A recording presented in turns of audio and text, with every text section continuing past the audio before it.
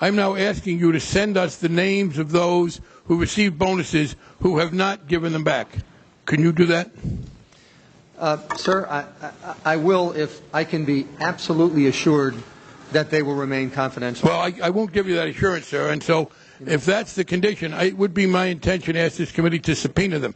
And I would, this is a situation where there's a lot of public activity. I ask you to submit the names of the people who've received the bonuses, noting that they paid them back or not. And I won't accept them under confidentiality personally. In fact, you submitted some confidential information, and I frankly threw it away after reading it because I was afraid I would inadvertently breach the confidentiality.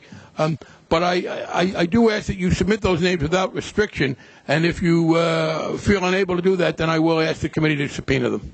Congressman, if you'll let me explain, I very much want to comply with your request.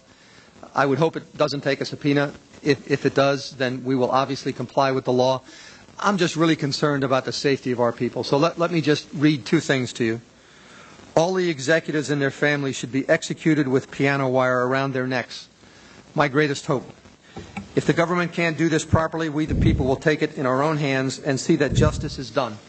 I'm looking for all the CEOs' names, kids, where they live, etc. You have a legitimate request. Well, I want to protect the well-being of our employees. Could I get an additional minute by unanimous consent, because this is a subject to be addressed? I understand that. Many of us get these kinds of threats. Clearly, those threats are despicable. People who engage in this kind of threat, and I would say to my colleagues, the rhetoric can get overheated, so we ought to be very careful. That's why I want to be very clear, Mr. Liddy, that I disagree with the way you've handled this, but I understand that you inherited it. I disagree with the people who wrote those contracts, but it did not appear to me to be criminal.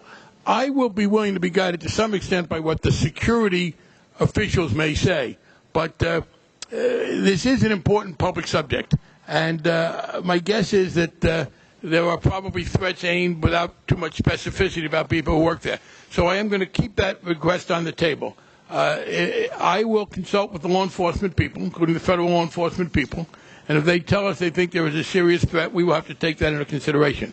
But I do want to keep that request on the table, and it is subject to our being persuaded. If I ask for a subpoena, there'd be a committee markup. It's not a unilateral decision, and yes, it's legitimate to take into account. I have to say that is, if we give into these kind of threats, we would never get information made public about a lot of things. And I would certainly ask that the state and local and federal law enforcement officials give full cooperation.